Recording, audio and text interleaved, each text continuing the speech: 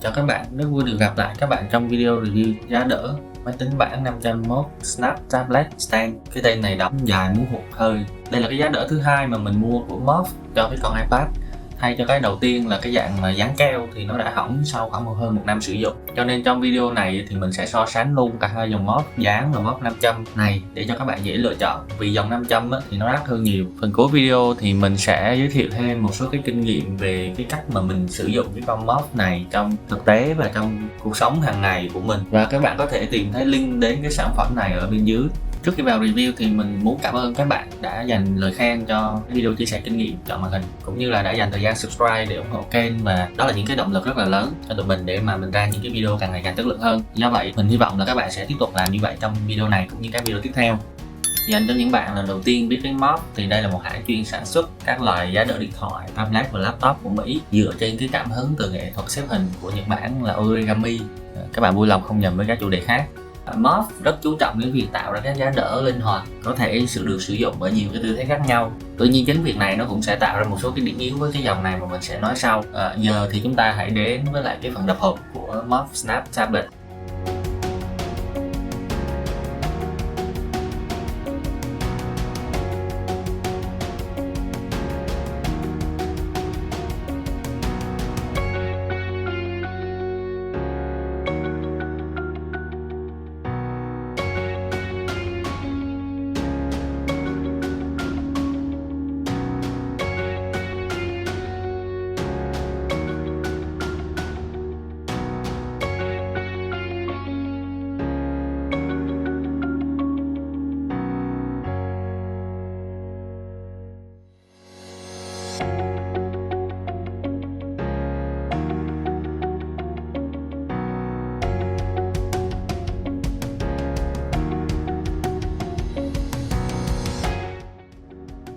Đặc biệt của Moff 500 như các bạn thấy ở đây là bao gồm hai phần.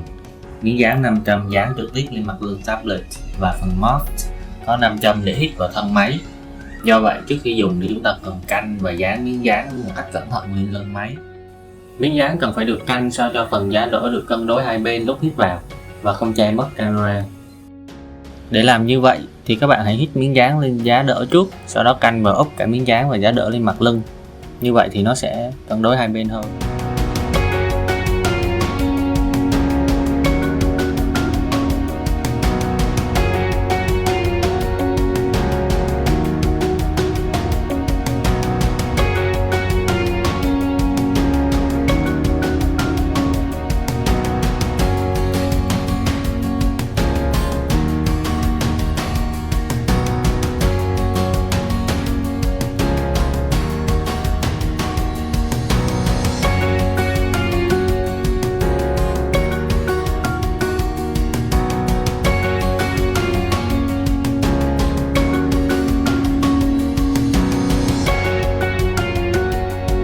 Đầu tiên thì mình sẽ mô tả sơ qua về con Moff Snap Tablet này. Như các bạn thấy thì trên tay mình là cái sản phẩm Moff Snap Tablet màu đen, dạng da bóng, hơi sần. Ngoài ra thì sản phẩm này còn có màu xám, màu xanh lam và màu cam nữa.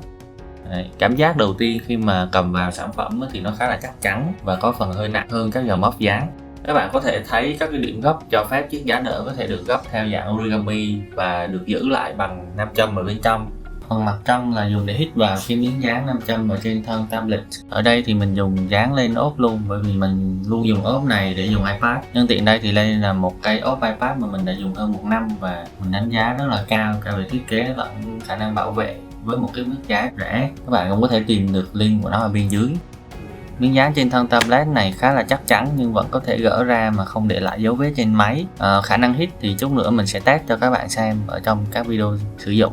Vì đây là cái Moff thứ hai mình sử dụng rồi, cho nên ban đầu mình cũng hơi nghi ngờ về độ chắc chắn của Moff 500 so với Moff dán. Tuy nhiên thì sau một thời gian sử dụng thì mình thấy trải nghiệm tổng thể khá là thú vị và an toàn. Ở đây thì cho dễ hình dung thì mình sẽ vừa nói vừa so sánh Moff Snap với lại Moff dán để các bạn có thể hình dung khả năng của nó dễ dàng hơn. Đầu tiên là nó tiếp tục giữ được các ưu điểm của mod là khá mỏng khi lắp lên thân tablet và cho phép mình luôn có một chiếc giá đỡ đi kèm theo máy khắp mọi nơi mà không có cồng ghềnh như các loại giá đỡ khác. Độ mỏng của nó thì mình sẽ để ở đây một sấp giấy A4 để các bạn dễ hình dung. Nói chung mod cảm giác lúc cầm nặng thì bạn sẽ vẫn thấy có một cái phần dày lên ở phía ngoài tablet, nhưng mà các bạn sẽ không thực sự cảm thấy khó chịu cho dù nó có thêm trọng lượng. Điểm khác biệt của mod 500 so với mod dán chính là ở cái 500, và đây cũng là điều ban đầu khiến mình hơi lo, bởi vì mod dán có khả năng giữ máy rất là chắc nhờ nó được dán trực tiếp lên thân máy, trong khi mod 500 thì chắc chắn nó sẽ rơi nếu như bạn nhấc tablet theo chiều úp mặt như thế này. Ở đây mình sẽ minh họa cho các bạn thấy. Tuy nhiên các bạn cũng không cần quá lo lắng, vì sau một thời gian sử dụng trong thực tế thì chúng ta đa số sẽ dùng máy theo chiều thẳng đứng hoặc nghiêng, và 500 thì hoàn toàn đủ mạnh để giữ máy không bị tụt trong thời gian dài. Các bạn có thể xem mình test ở đây.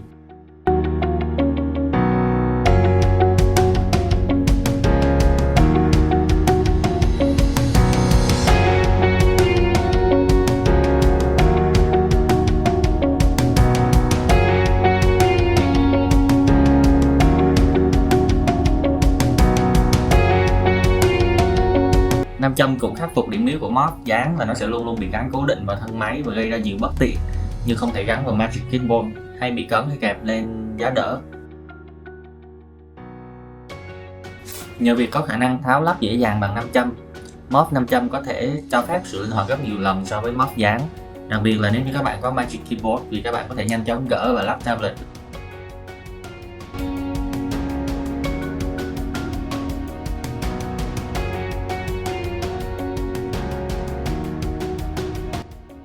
Điểm yếu lớn nhất của dòng mod nói chung như các bạn thấy đây là nó sẽ không được bền chắc theo thời gian, bởi vì phải liên tục chịu áp lực gập và thay đổi các cái góc. Như với cái dòng mod dán này thì các bạn có thể thấy là nó gần như hỏng hoàn toàn sau một năm sử dụng. Các phần thường xuyên bị gập bẻ thì rách đi khá là nhiều. Còn mod 500 này thì mình án có thể được lâu hơn tầm 2 năm, bởi vì 500 thì nó hạn chế được khá là nhiều cái động tác gập bẻ của mình. Cho nên nếu như các bạn cần một chiếc giá đỡ dùng hơn 2 năm mà không thay mới thì có lẽ không nên mua. Còn nếu bạn chỉ quan tâm đến lợi ích mà nó mang lại thì nó hơn hẳn các dòng kệ kim loại và nhựa trên thị trường, bởi vì nó có thể cung cấp rất là nhiều cái góc độ khác nhau phù hợp với từng cái tình huống sử dụng của chúng ta. Giờ mình sẽ cho các bạn thấy sự tiện lợi của chiếc mod này. Khi các bạn đặt mod theo đúng chiều như trong hướng dẫn thì chúng ta sẽ có 6 cái dạng bình thường theo truyền thống, như đứng cao, đứng thấp, cao, ngang thấp và cái tư thế viết cao và thấp. Thì các bạn có thể thấy ở trong từng cái tình huống mà mình minh họa ở đây. Thêm nữa thì nhờ có khả năng tháo lắp bằng 500 thì mình còn có thể sáng tạo thêm rất là nhiều cái tư thế phù hợp với từng cái hoàn cảnh sử dụng. Ví dụ như là mình là người hay đọc truyện tranh nên mình rất là thích để tab theo chiều thẳng đứng để mà đọc, hoặc là để lên đùi tùy lúc. Ngoài ra khi dùng Apple Pencil để vẽ storyboard thì mình có thể để theo từng cái tư thế viết thấp và cao tùy theo cái tình huống mà mình sử dụng. Còn khi cần dùng tab thay cho laptop cùng với bàn phím và chuột rời thì mình có thể để nó theo chiều ngang và độ cao của máy, có thể điều chỉnh tùy theo tư thế. Còn khi mình chơi game thì mình có thể thay đổi điều chỉnh tạo thành một cái giá đỡ để dễ dàng kê tay vào, thậm chí còn có thể điều chỉnh lên xuống để thoải mái nhất. Cho nên với cái dạng 500 này thì việc đổi chiều giá đỡ mà không cần gấp thì nó còn giúp giảm khả năng hư hỏng về sau. Việc sử dụng 500 rõ ràng là vừa tăng khả năng sử dụng, vừa giảm bớt việc phải gặp đi gặp lại nhiều như mod dán, khiến nó nhanh chóng hư sau một năm sử dụng. Thì mình hy vọng chiếc mod 500 này thì nó sẽ bền hơn. Nhìn chung thì mình thấy mod Snap Tablet Stand, hay gọi tắt nó là mod 500, là một cái sản phẩm phù hợp với những bạn thường xuyên di chuyển và sử dụng iPad liên tục trong một cái không gian làm việc. Nó sẽ luôn giúp chúng ta có một cái tư thế làm việc phù hợp với con iPad của mình. Đặc biệt là nếu như các bạn là một cái iPad heavy user, một cái người xài iPad rất là nhiều như mình để làm đủ thứ các công việc khác nhau như đọc, viết, vẽ và dùng thay một phần cho laptop với bàn phím ngoài.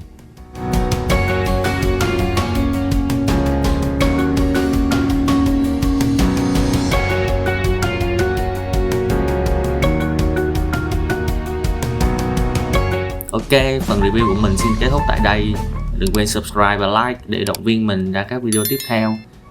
Cảm ơn các bạn đã theo dõi và hẹn gặp lại các bạn trong những video tiếp theo.